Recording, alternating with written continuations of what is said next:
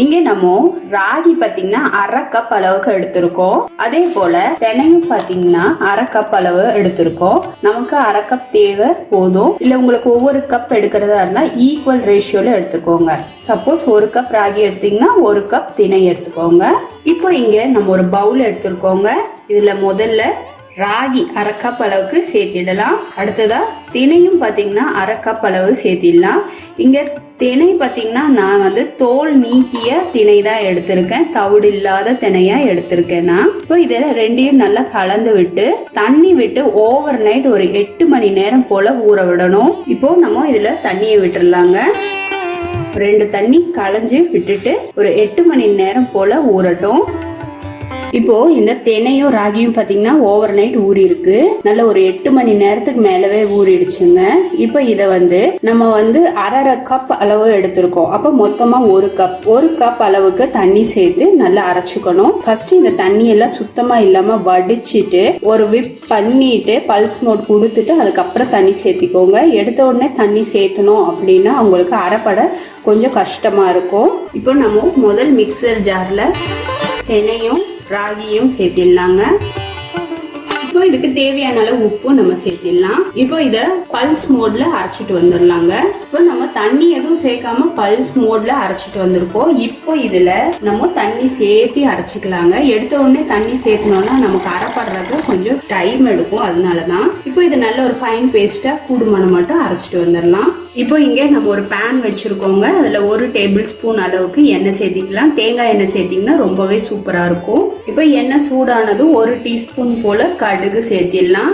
அடுத்ததா 1 டீஸ்பூன் போல நான் சீரகம் சேர்த்துக்கிறேங்க. உளுத்தம் பருப்பும் பாத்தீங்கன்னா 1 டீஸ்பூன் போல சேர்த்துக்கலாம். அடுத்ததா இதுல பச்சை மிளகாய் 2 பொடியா கட் பண்ணது. அடுத்ததா பெரிய வெங்காயம் 1 நல்லா ஃபைன் சாப் பண்ணது 1 சேர்த்திக்கலாம். சாப்பரில் கட் பண்ணனால உங்களுக்கு பார்க்குறது குவான்டிட்டி அதிகமாக தெரியுது. நல்ல பெரிய சைஸ் வெங்காயமாக இருந்தால் 1 வெங்காயம் போதுமானதுங்க. ஸோ நம்ம ஆல்ரெடி மாவு அரைக்கும் போது அதில் உப்பு சேர்த்திருக்கோம். இப்போ இந்த வெங்காயத்துக்கு தேவையான அளவு உப்பு இப்போ கொஞ்சமாக லைட்டாக சேர்த்திடலாம். இப்போ இந்த வெங்காயம் லைட்டாக வதங்கட்டும். இப்போ நம்ம அரைச்ச இந்த தினை ராகி மாவு இருக்கு இல்லைங்களா, அதை சேர்த்திடலாம்.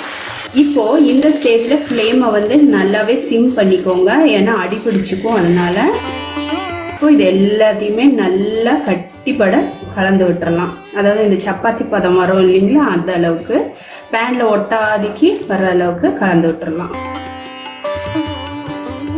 நமக்கு சீக்கிரமாவே நல்லா சுருண்டு வந்துடும். தேங்காய் எண்ணெய் சேர்த்திங்கன்னா நல்ல ஒரு மணமா இருக்கும், டேஸ்டா இருக்கும். நம்ம அதுக்கு பதிலாக இன்னைக்கு தேங்காய் துருவல் சேர்த்திக்கலாங்க.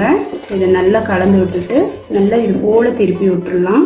இது போல வித்தியாசமா நம்ம பிடி கொழுக்கட்டை செய்யும்போது குழந்தைங்க விரும்பி சாப்பிடுவாங்க. நம்ம பொதுவாக தினையில பொங்கல் இல்லாட்டி சாதம் அது மாதிரி தான் செய்வோம். இது போல பிடி கொழுக்கட்டை செய்தாலும் நல்லா இருக்கும். இது போல நல்லா சுருண்டு வந்துடுச்சு. பேன்ல ஒட்டலை பார்த்தீங்கன்னாலே தெரியும். இந்த ஸ்டேஜில் நம்ம இப்போ ஃப்ளேமை ஆஃப் பண்ணிடலாங்க. இப்போ இதில் மல்லித்தலை சேர்த்திடலாம். கூடவே துருவிய தேங்காய் பார்த்தீங்கன்னா ஒரு 1/4 கப் அளவுக்கு சேர்த்துக்கலாம். இப்போ இது எல்லாத்தையும் நல்லா கலந்து விட்டுடலாம். நான் ஏன் வந்து கடைசியாக ஆஃப் பண்ணிட்டு சேர்த்தேன்னா அப்போ தான் உங்களுக்கு தேங்காயோட அந்த பச்சை மணம் ஆவியில் வேக வச்சு சாப்பிடும்போது ரொம்ப சூப்பராக இருக்கும். இது கொஞ்சம் ஆறுனதும் நம்ம கொழுக்கட்டை பிடிச்சிக்கலாங்க. இப்போ மாவு பார்த்தீங்கன்னா இளம் சூடாயிடுச்சு. லைட்டாக கையில் கொஞ்சமாக எண்ணெயை தொட்டுட்டு உங்களுக்கு எந்த அளவுக்கு கொழுக்கட்டை சைஸ் வேணுமோ அந்த அளவுக்கு மாவு எடுத்துக்கோங்க. எடுத்து இது போல லைட்டாக ஒரு ப்ரெஷ் பண்ணி கொழுக்கட்டை பிடிச்சு இங்கே பார்த்தீங்கன்னா இட்லி தட்டு வச்சுருக்கோம்.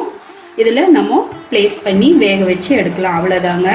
இப்போ இதை மூடி போட்டு 10லேருந்து ஒரு 15 நிமிஷத்துக்குள்ளே வேக வச்சு எடுத்துக்கலாங்க. இப்போ 15 நிமிஷம் கழித்து ஓப்பன் பண்ணி பார்த்தா சூப்பர் டேஸ்டியான ராகி திணைய வச்சு செய்த கொழுக்கட்டை ரெடி ஆயிடுச்சுங்க. ரொம்ப சூடா இருக்கு. உடனே எடுத்தோன்னா கொஞ்சம் சாஃப்டா இருக்கும். கொஞ்சம் ஆற விட்டு எடுத்தோன்னா நல்லா கெட்டியா இருக்கும். இது பாத்தீங்கன்னா உடம்புக்கு ரொம்ப ஹெல்த்தி, டேஸ்டி. இது கூட வந்து நம்ம தேங்காய் சட்னி, கார சட்னி எல்லாம் வச்சு சாப்பிட்றதுக்கு ரொம்பவே சூப்பரா இருக்கும். நம்ம செய்த இந்த சிறுதானிய கொழுக்கட்டை உங்களுக்கு பிடிச்சிருந்தா லைக் பண்ணுங்க, ஷேர் பண்ணுங்க. மறக்காம குக் வித் சுஜியை சப்போர்ட் பண்ணுங்க ஃப்ரெண்ட்ஸ். பெல் ஐக்கானோட ஆளுங்கிற ஆப்ஷனும் கிளிக் பண்ண மறந்துடாதீங்க. இது வரைக்கும் வீடியோவை பொறுமையா பார்த்ததுக்கு ரொம்ப ரொம்ப நன்றி ஃப்ரெண்ட்ஸ். தேங்க்யூ.